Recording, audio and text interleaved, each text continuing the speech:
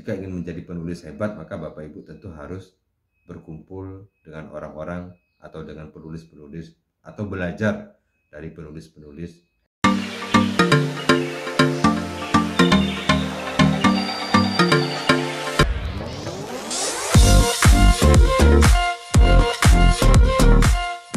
Hebat.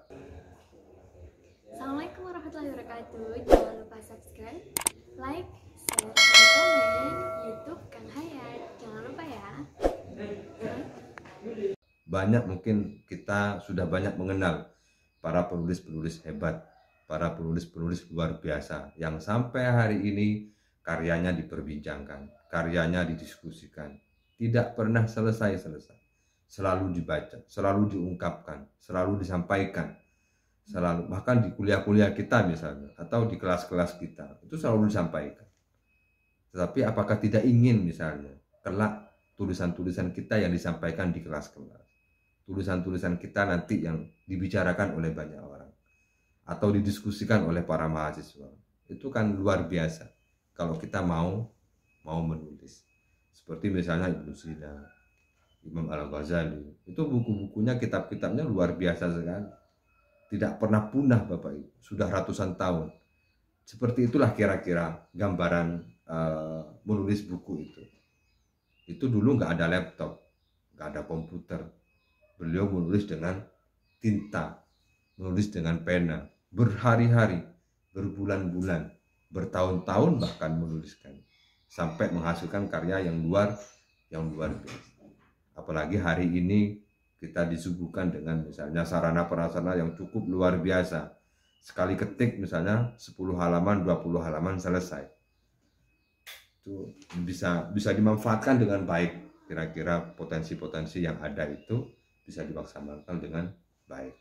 Harapannya ya kelak ilmu pengetahuan yang kita tekuni itu menjadi bagian dari kontribusi kita salah satunya. Sehingga apa yang kita tuliskan hari ini insya Allah menjadi nilai-nilai kebaikan dan kemanfaatan yang tidak pernah putus. Dan itu juga sudah disampaikan juga oleh Rasulullah. Tidak pernah putus amal kebaikan yang kita tuliskan. Menjadi bagian dari kemanfaatan bagi banyak orang. Insya Allah menjadi amal jariah kita. Menjadi amal jariah kita yang terus menerus, terutama kalau dipelajari, kemudian dimanfaatkan oleh banyak orang, maka nilai-nilai kebaikannya akan semakin menambah, akan semakin luas, akan semakin baik. Bapak Ibu yang berbahagia, menulis itu adalah menanam kebaikan yang diwariskan. Banyak warisan-warisan yang bisa kita, ini yang saya tulis saja ada 4 warisan-warisan dari menulis itu. Yang pertama adalah royalti. Kalau buku kita misalnya diterbitkan di penerbit mayor atau penerbit besar, maka kita akan mendapatkan royalti dari penjualan. Apalagi kalau buku kita misalnya bestseller, maka royaltinya akan terus-menerus, tidak pernah putus selama diperpanjang oleh. Kemudian ada warisan pengetahuan, yang ini yang saya sampaikan tadi, akan terus menjadi bagian dari nilai-nilai kebaikan dan kemanfaatan bagi diri kita. Kalau satu kebaikan diamalkan oleh orang lain, satu orang, maka kita mendapatkan satu kebaikan. Dibicarakan atau diamalkan oleh 5 orang, maka kita mendapatkan 5 kebaikan. Begitu juga seterusnya. Kemudian ada nilai kebaikan itu sendiri, kemanfaatan yang bisa kita juga dapatkan dari karya-karya buku kita itu sendiri. Jadi menulis buku itu bisa diwariskan kepada diri kita ketika kita sudah tiada, atau diwariskan kepada para generasi.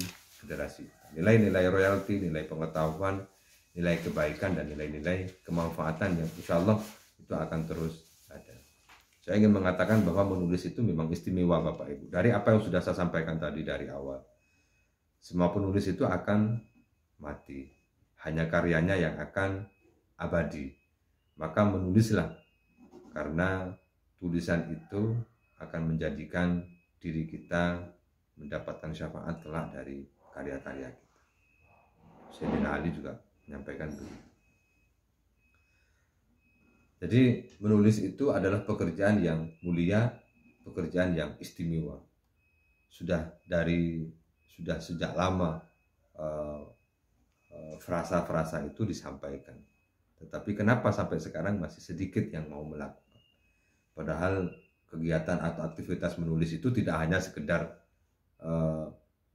menuliskan ide dan pemikiran kita, tetapi ada energi positif, ada energi-energi kebaikan, ada energi-energi lain yang bisa kita sampaikan dalam bentuk tulisan itu. Jadi kalau kita Bapak Ibu menulis misalnya, itu sebenarnya tidak hanya menuliskan karya-karya kita, tetapi ada sebuah energi yang kita bangun, yang kemudian melahirkan sebuah karya yang itu menjadi sesuatu yang luar biasa. Karya itu, orang melihat buku itu tidak hanya sekedar tulisan orang atau tulisan penulisnya, tetapi ada sebuah karya yang sangat mulia yang ditancapkan oleh penulisnya di dalam buku itu. Maka setiap buku itu memiliki karakteristik kemuliaannya sendiri-sendiri, memiliki nilai yang mungkin berbeda dengan buku-buku yang lain, tetapi disitulah sebenarnya letak kemuliaan dari buku itu. Maka setiap buku itu memiliki kemuliaan-kemuliaannya yang di dalamnya memang diselipkan atau ditancapkan oleh penulisnya, yang mungkin hanya pembacanya yang tahu. Oleh karena itu saya ingin mengatakan bahwa menulis itu memang istimewa dan pekerjaan yang sangat mulia yang akan mengantarkan penulisnya pada nilai-nilai abadi.